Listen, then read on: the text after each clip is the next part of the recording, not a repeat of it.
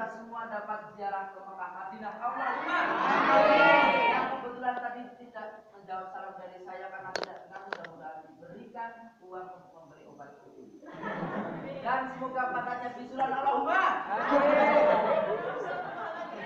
Alhamdulillah walhamdulillah wa syukru lillah ala salamati fadlan minallah. Wassalatu wassalamu ala rasulillah alladzi la nabiyya ba'dah wala haula wala quwwata illa billah. Ingkang tansah kawula hormati Rama Kyai Ustaz Mursyid ingkang bawa ajeng-ajeng para kami punipun lan sedaya rencang-rencang sak perjuangan satu rasa satu cinta ingkang tansah kawula cintai. Ya sah. Semoga kita sesarengan rasa takwa dalam Allah Subhanahu wa taala. Takwa di mana saja kita berada, di saat kita sakit maupun kita sehat. Di saat sempat maupun tidak sempat, di saat laki-laki maupun wanita. Kalau yang masih. Selain kita takwa, semoga kita sesarengan rasakan syukur dalam Allah Subhanahu wa taala. Ingkang sampun maringi mapinten-pinten kenikmatan dumateng kita sedaya, kenikmatan sehat, kenikmatan sempat. Alhamdulillah kita sedaya tasih dipun paringi wekdal kangge makempal wonten maten niki.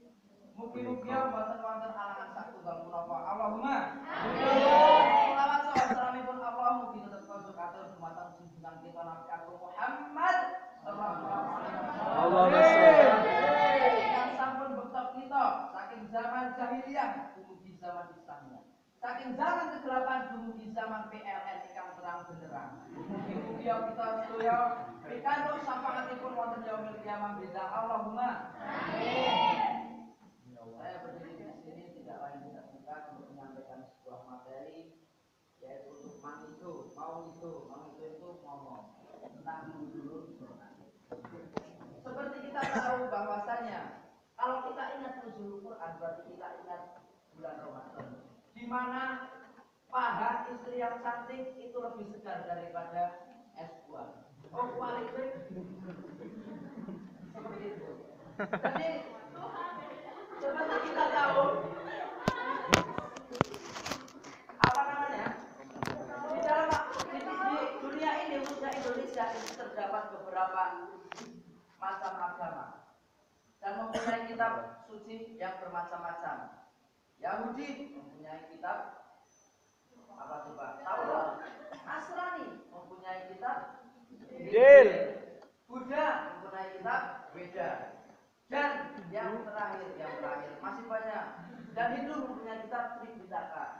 Dan Al-Quran diberi oleh Allah kitab yang suci, yaitu kitab Al-Quran. Allahumma kita sebagai hamba Allah Subhanahu wa taala harus tahu seluk beluknya di mana Al-Quran bisa sampai kepada kita. Tidak mungkin seseorang manusia lahir langsung besar seperti Mia. Ya kan? Pasti dia berasal dari bayi, lalu anak-anak, dewasa, remaja. Remaja langsung mantulin. Jadi Al-Quran ada tahapan-tahapannya. Seperti dijelaskan dalam surat Al-Baqarah, potongan ayat Al-Baqarah, Quran surat Al-Baqarah ayat 187.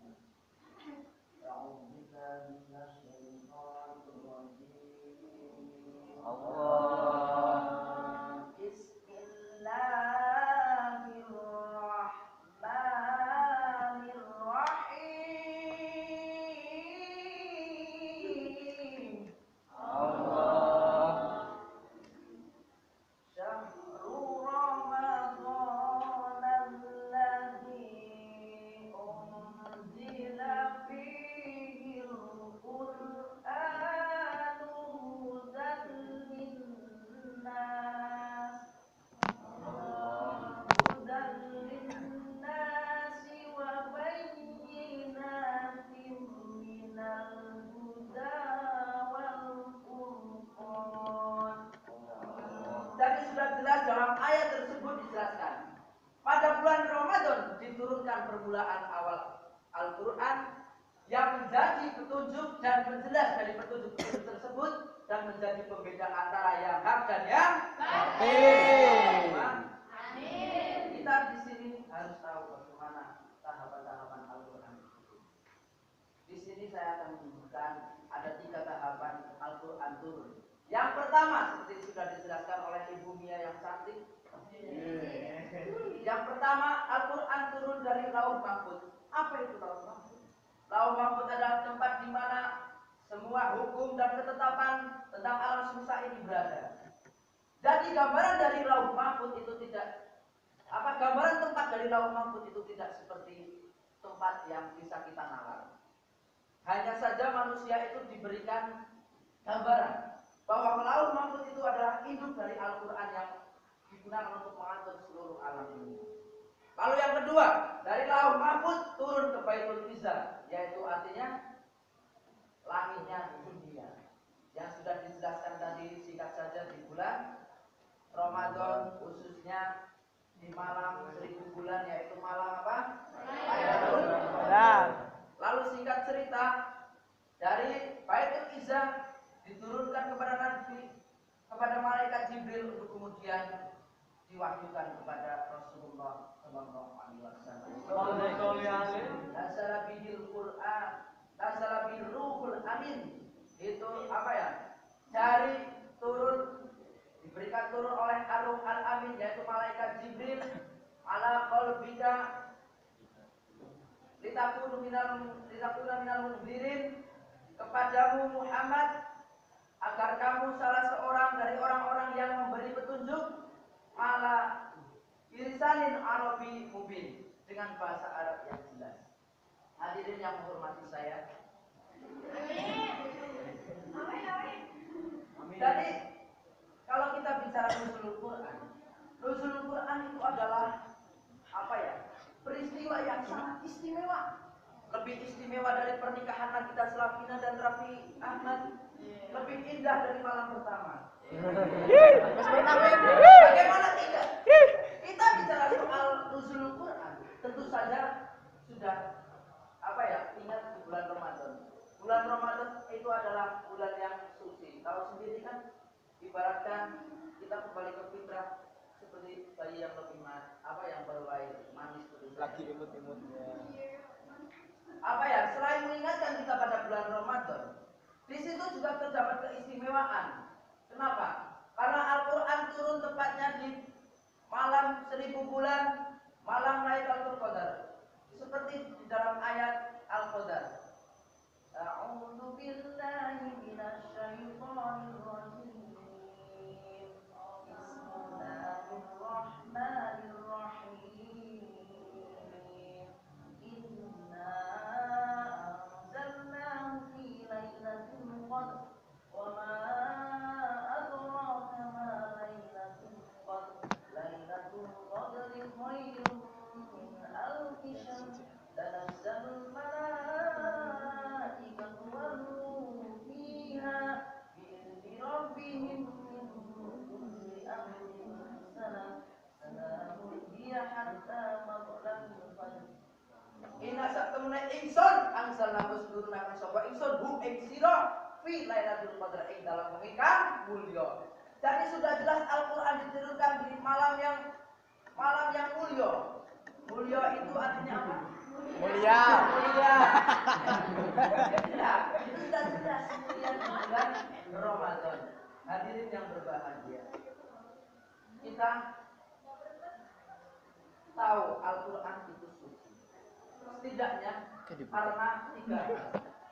Yang pertama, mengapa Al-Quran disebut kitab yang suci? Yang pertama, sampai dengan saat ini, detik ini, jam ini, menit ini, saya berdiri di sini, belum ada seorang pun yang mampu membuat kitab seperti Al-Quran. Betul atau tidak? Betul. Bahkan bukan hanya kitabnya, satu ayat pun tidak mungkin ada yang bisa.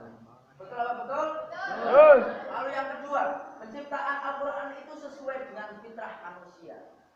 Bagaimana mungkin Allah menciptakan Al-Quran itu tidak pakai tutupan? Allah yang menciptakan kita semua. Tentu saja Allah tahu betul bagaimana kelemahan kita, kelebihan kita. Allah itu tahu. Maka dari itu Allah menciptakan Al-Quran. Seperti halnya di Jepang, maskapai menciptakan mobil Toyota. Nah, seiring dengan berjalannya waktu, maskapai mengeluarkan kitab panduan tentang Toyota. Toyota bodinya seperti ini, pakai oli seperti ini, lalu pakai bensin apa ya, bahan bakarnya apa, Kelar. memperbaikinya gimana? Karena maskapai yang mengeluarkan buku panduan tersebut tentang Toyota, maka tidak mungkin Toyota rusak diperbaiki pakai mobil buatannya Mas Lutfi Honda Jazz. Tentu saja tidak cocok, betul apa betul? Nah seperti itu Al-Quran. Apabila kita ingin selamat dunia dan akhirat, maka kita harus menggunakan kitab yang diturunkan oleh yang menciptakan kita, yaitu Allah Subhanahu wa ta'ala. Allahumma hadirin yang saya hormati, tugasnya kita sekarang ini tidak seperti tugasnya Nabi Muhammad bersekolah itu apa. Yang penting kita semua di sini mempelajari, memahami, dan tentu saja mengamalkan. Hadirin yang saya hormati, berakit-akit dahulu, sakit dahulu, susah-susah dahulu, baru kemudian berbahagia. Walaupun kita harus bersakit-sakit dahulu, tidak masalah. Yang penting kita semua jadi ahli Al-Quran. Insya Allah kita semua menjadi ahli jannah. Allahumma Amin. hadirin yang saya hormati, tadi kita katakan tadi Al-Quran sebagai pembeda, sebagai penjelas, sebagai obat hati. Kalau Mbak Mia bilang itu